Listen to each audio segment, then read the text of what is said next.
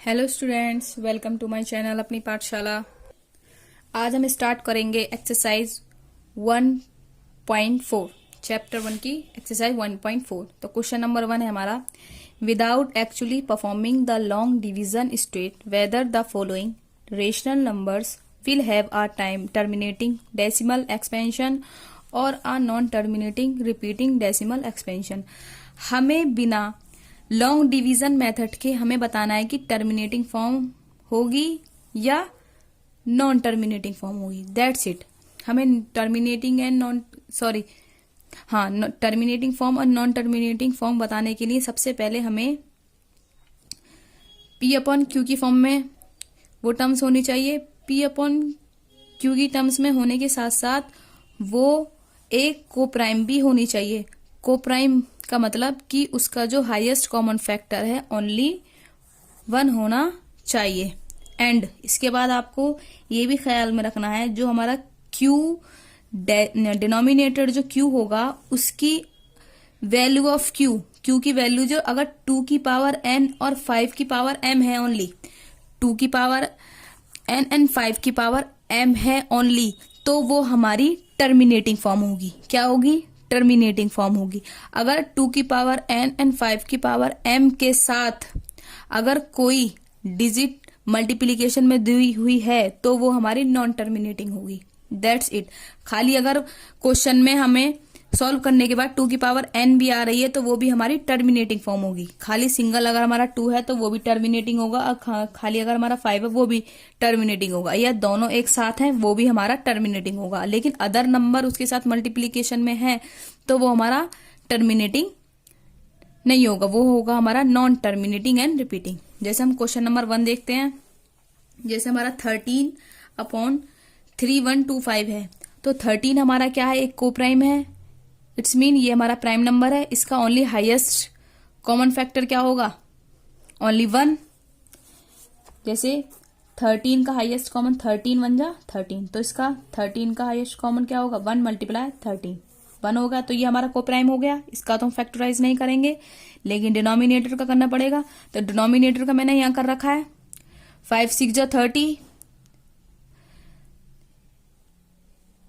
1 5 2 जा 10, 1 2 5 5 जा 25, यानी 5 1 जा 5, 5 2 जा 10, 25 हो गया। 5 5 जा 25, 5 2 जा 10, 2 यहाँ आ गया।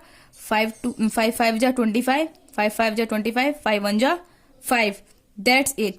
अब इसके हमारे फैक्टर क्या बने? 5 1 2 3 4 5, 5 की पावर 5 तो हमने लिख दिया। तो आपको मैंने अभी बताया था कि वैल्यू ऑफ क्यू अगर हमारी 2 की पावर n या 5 की पावर m है, या खाली सिंगल है, तो वो भी हमारी क्या होगी? टर्म्स टर्मिनेटिंग होगी। तो ये हमारी कैसी टर्म्स है? हमारी टर्मिनेटिंग टर्म्स है। That's it. इसी तरीके से हमारे और क्वेश्चंस होंगे। जैसे हमारा नेक्स्ट है, सेकंड है, जैसे 17/8। वही यहाँ मैंने फैक्टराइज किया। क्योंकि हमारा 17 का हम फैक्टर नहीं कर सकते क्योंकि हमारा ये ऑलरेडी कोप्राइम नंबर है। तो क्यू की टर्म्स निकालेंगे, डिनोमिनेटर निकालेंगे, इसका फैक्टर करेंगे। तो मैंने यहाँ फैक्टर किया। फैक्टर में क्या आ गया? 2 की पावर 3, 1 2 3, तो 2 की पावर 3, 2 की पावर 3 हमारे क्यू की वैल्यू में दे रखी है। 2 की पावर n होगी तो वो हमारा टर्मिनेटिंग टर्म्स होगी। तो ये होगी हमारी टर्मिनेटिंग टर्म्स। अब जैसे हमारा क्वेश्चन नंबर 3 है, 64/455। तो इसको पहले हमें क्या बनाना पड़ेगा? इसको भी पहले हमें फैक्टराइज करना पड़ेगा। फैक्टराइज करेंगे इन दोनों को, क्योंकि हमारा कोप्राइम नहीं है। अगर कोप्राइम नहीं है तो इसको भी हम फैक्टराइज करेंगे। तो ये 64 को मैंने फैक्टराइज किया, फिर 455 को फैक्टराइज किया, फिर इसके जो फैक्टर थे वो हमने ऊपर लिखे, इसको जो फैक्टर थे उसके हम नीचे लिखे। आपको पता होनी चाहिए कि हमें डिनोमिनेटर से मतलब है, नंबरेटर से मतलब नहीं है। तो इसका हमारे क्या ये आ गया 7 मल्टीप्लाई 5 मल्टीप्लाई 13। तो आपको पता, मैंने आपको भी बताया था ऊपर कि अगर हमारा जो क्यू की टर्म्स में अगर 5 की पावर n से या 2 की पावर n से अदर नंबर मल्टीप्लीकेशन में आएंगे तो वो हमारी कैसी टर्म्स बनेगी? Non terminating and repeating. That's it. Question number 4 भी ऐसी होगा सेम। इसको भी हम फैक्टराइज करेंगे, बताएंगे कि हमारी ये भी टर्मिनेटिंग टर्म्स बनेगी। एंड 5th भी हमारी इसी तरीके से होगी सेम, ये भी हमारी टर्मिनेटिंग फॉर्म बनेगी। एंड क्वेश्चन नंबर सिक्स्थ में आप देखते हैं ये है हमारी 23/2 एंड 5/2। तो हमें इसको डायरेक्ट दे ही रखा है कि अगर हमारी डिनोमिनेटर q2n और 5m में होगा तो वो हमारी कैसी टर्म्स होगी, टर्मिनेटिंग टर्म्स होगी। That's it. अब आपको देख लीजिए सेवंथ में ये है नंबरेटर क्या है 129। हमने इसको फैक्टराइज किया क्योंकि हमारा ये कोप्राइम नहीं है। इसको फैक्टराइज करने के बाद फिर हम डिनोमिनेटर में देखेंगे 2 5 7 7 तो ये हमारी ये क्यू टर्म्स तो है लेकिन ये अदर आ गया हमारा, तो ये कैसी टर्म्स बनी हमारी, non terminating and repeating. That's it. Next question number 8, इसको बिल्कुल सेम करेंगे। 6 को फैक्टराइज करेंगे, 15 को फैक्टराइज किया, 16/15 को फैक्टराइज करने के बाद 2 × 3 एंड 3 × 5, तो इसके फैक्टर 3 से 3 कैंसिल आउट हो गया, तो क्या बचा हमारा 2/5। तो हमारी डिनोमिनेटर में 5 क्यू तो आ रहा है ना, 5 तो आ रही है ना ओनली, तो ये भी हमारी टर्म्स क्या बनी, टर्मिनेटिंग। बिल्कुल सेम इसी तरीके से होगा। 5 के फैक्टराइज करेंगे, हम 50 के फैक्टराइज करेंगे, तो इसकी भी टर्म्स क्या बनेगी 7/5 × 2, क्योंकि 5 से 5 हमारा कैंसिल आउट यहां हो गया, तो ये भी हमारी टर्मिनेटिंग टर्म्स बनेगी। अब 10th में 77/210, तो ये भी क्या होगा, कुछ भी नहीं होगा इसमें भी। इसको भी हम फैक्टराइज करेंगे, इसको भी फैक्टराइज किया, इसको भी फैक्टराइज किया। फैक्टराइज करने के बाद हमने क्या हुआ 7 × 11, 2 × 3 × 5, तो 2 भी है हमारा, 5 है, लेकिन इसके साथ हमारा 3 और मल्टीप्लीकेशन में आ गया, तो ये हमारी कैसी टर्म्स होगी, non terminating and repeating. That's it. Question number 1 हमारा complete.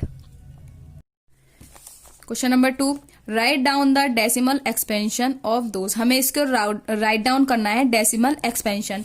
Rational number in those in question 1 above which have terminating decimal expansion. ये कह रहा है कि हमें डेसिमल एक्सपेंशन राइट डाउन करना है, लेकिन वो कैसे राइट डाउन करना है कि जो हमारे क्वेश्चन नंबर 1 में जो टर्मिनेट हुए थे क्वेश्चन, उन्हीं क्वेश्चंस को हमें डेसिमल एक्सपेंशन करना है। तो किस तरह, जैसे हमारा क्वेश्चन नंबर 1 हुआ था टर्मिनेट, क्वेश्चन नंबर 2 टर्मिनेट हुआ था, क्वेश्चन नंबर 4 टर्मिनेट हुआ था, 6th 8th एंड 9th ये मैंने पहले ही लिख लिए हुए हैं। आप जो हमने क्वेश्चन पहले करे थे उसमें भी आप देख सकते हैं, यही हमारे क्वेश्चन टर्मिनेट हुए थे। जैसे मैंने क्वेश्चन नंबर 1 लिया 13/3125, इसको हमें क्या करना है, डेसिमल फॉर्म में लिखना है। अब डेसिमल फॉर्म में अगर हम इस तरीके से करेंगे, 13 का डिवाइड करेंगे भाई हम 3125 में, तो इस तरीके से हम करेंगे तो ये बहुत ही हार्ड पड़ेगा हमारे लिए। तो इसके लिए हमारे लिए बुक में जो बहुत अच्छे तरीके से दे रखा है कि हम इसको इस तरीके से डिवाइड कैसे करेंगे। तो हम क्या करेंगे, 13 पहले हम इसको इतनी टर्म्स देखेंगे। जो हमारा 13/5 हमने क्यों लिखी है, क्योंकि इसी का जो हमें ऑलरेडी जो टर्मिनेट जो हमें फॉर्म करके हमने बताई थी उतनी ही टर्म्स लिखनी है। तो 13/5 आई थी, तो मैंने आपको क्या बताया था कि अगर क्यू की वैल्यू 2 की पावर n या 5 की पावर m होगी तो वो हमारी टर्मिनेट फॉर्म होगी। अगर यहाँ हमारी 5, इसमें एक ट्रिक है जो हमारी बुक में दी रखी है कि 5 की पावर 5 है, तो इस पावर को हमें इक्वल करने के लिए हमें एक और क्यू की, ये हमारी 5 की पावर m वाली टर्म्स थी, इसके साथ हमें 2 की पावर n वाली टर्म्स भी लेनी पड़ेगी, लेकिन सेम पावर के साथ। ठीक है, क्यू की जो टर्म्स थी इन दोनों को हमें लेके चढ़ना है डिनोमिनेटर में, तो ये हम इसको सॉल्व कर पाएंगे। तो 5 की पावर m दे रखी है, तो हमें इसके साथ 2 की पावर n लेनी पड़ेगी। अगर यहाँ 2 की पावर n होती तो हमें 5 की पावर m लेनी पड़ती, लेकिन पावर हमें दोनों की सेम लेनी है। तो 5 की पावर 5 है, 2 की पावर कितनी लेनी पड़ेगी 5। अगर हमने नीचे डिनोमिनेटर में 2 की पावर 5 ली है तो ऊपर भी हमें सेम लेना पड़ेगा, तो क्या हुआ 2 की पावर 5। इतना आपको आई होप समझ में आ गया होगा। अब नेक्स्ट स्टेप होगा, मैंने इक्वल करके लिख रखा है 13 × 32। 2 की पावर अगर आप 5 करके मल्टीप्लाई करेंगे तो वो 32 आएगा। 2 की पावर 5 का आंसर 32 आता है। आपको पता है कि 5 पावर सेम है तो हम कॉमन ले लेंगे, तो 5 × 2 की पावर 5। अब हमने इसका ये वाला स्टेप मैंने यहाँ लिख दिया है। 13 × 32 करके हमारा कितना आंसर आया 416, इसका आंसर ये आया। अब 5 × 2 मतलब 5 × 2 = 10 की पावर 5 आ गया 10 की पावर 5। अब इसको हम सेम कर देंगे। अब 10 की पावर का मतलब क्या है कि 1 के आगे 5 0 1 2 3 4 5 मैंने ऑलरेडी लिख रखी है। अब इसको करेंगे हम। अब ये हमारा आई होप ये तो हमारा बिल्कुल सिंपल हो गया। हमें छोटी क्लासेस में ही बताया गया है कि 1 के आगे हमारी जितनी जीरो होती हैं तो हम पीछे से कोई डिजिट काउंट करके उतनी ही डिजिट बनाते हैं और पॉइंट लगा देते हैं। तो ऊपर नीचे कितनी जीरो है 1 2 3 4 5 और ऊपर कितनी है 1 2 3। अब ऊपर हमें कितनी डिजिट बनानी है 5 बनानी है। तो जब डिजिट बनानी होती है तो हम क्या लगाते हैं 0। तो मैंने ऐसी करा 1 2 3 4 5 के बाद 0। That's it answer. क्योंकि हमें 5 0 थी ऊपर भी हमें 5 नंबर्स बनाने थे तो मैंने लिख दिया 1 2 3 4 5 पॉइंट लगा के 0। That's it answer.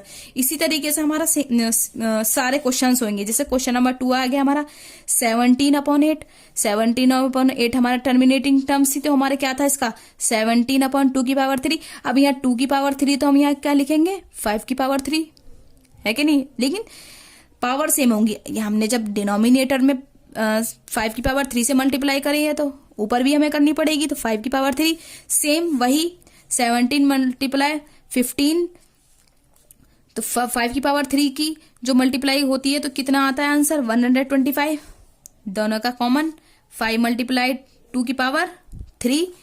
अब 5 2 इन दोनों का मल्टीप्लाई करके आएगा हमारा 2125 अपॉन 10 की पावर 3। 10 की पावर 3 का मतलब 1 के आगे 3 0 1 के आगे 3 0 है तो वही ऊपर से डिजिट काउंट कर लेंगे 1 2 3 पॉइंट। तो यही लिखा है मैंने 2.125 आ गई ना हमारी क्योंकि हमारा डेसिमल फॉर्म ही पूछ रहा था।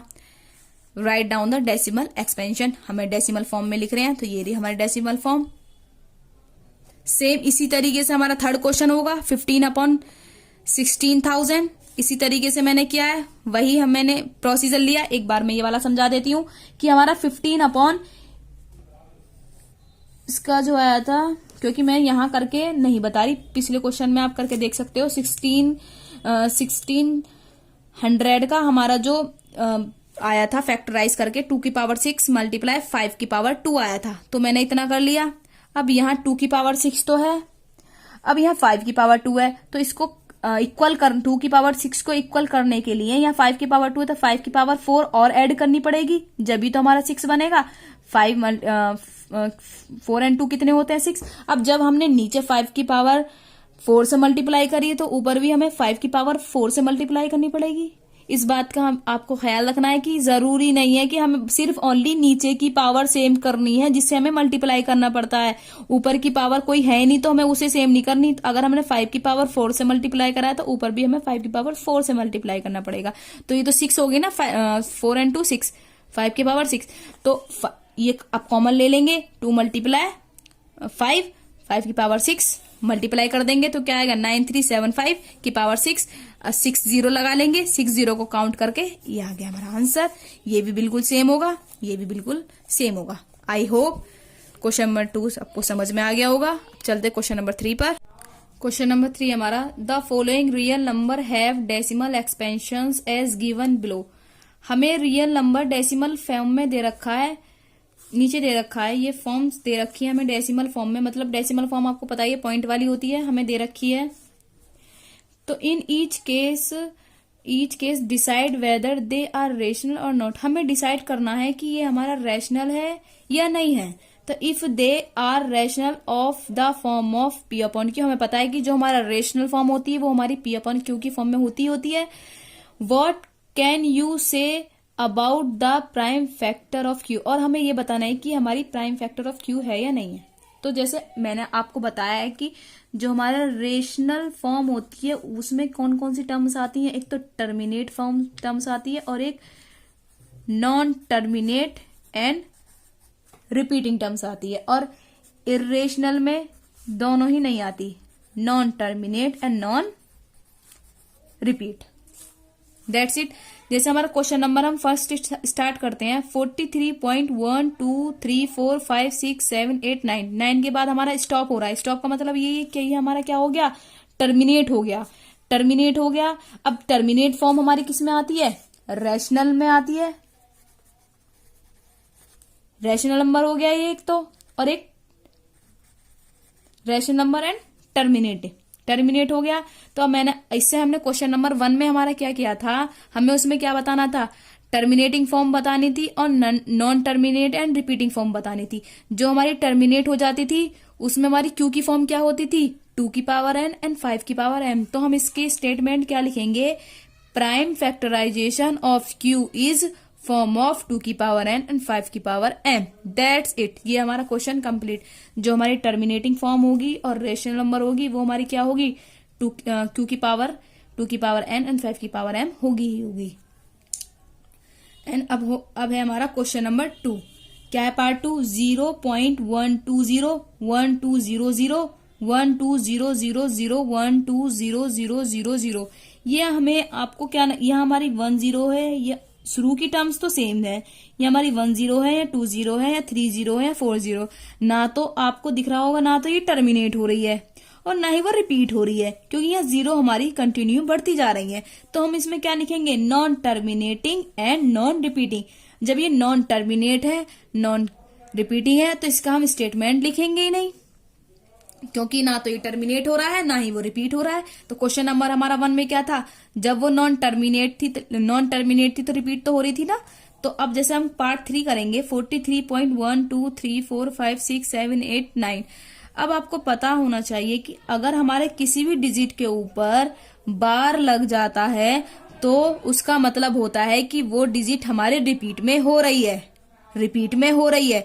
जब वो डिजिट हमारे रिपीट में होती है तो वो हमारी कौन सी टर्म्स बनती है, नॉन टर्मिनेटिंग एंड रिपीटिंग। ना टर्मिनेट तो वो होगी नहीं, लेकिन क्या रहेगी, रिपीटिंग रहेगी। क्या रहेगी, रिपीटिंग रहेगी। तो हमारी इसमें क्या बनेगा, लेकिन वो नॉन टर्मिनेटिंग एंड रिपीटिंग रहेगी तो वो हमारी क्यू की फॉर्म 2 की पावर n 5 की पावर m नहीं होगी। तो इसका स्टेटमेंट क्या लिखेंगे हम, तो हम क्या बनेगी इसकी statement, prime factorization of q is not in the form of 2 की पावर n एंड 5 की पावर m। That's it. ये हो गया हमारा क्वेश्चन नंबर 3। आई होप आपको समझ में आ गया होगा एंड थैंक यू।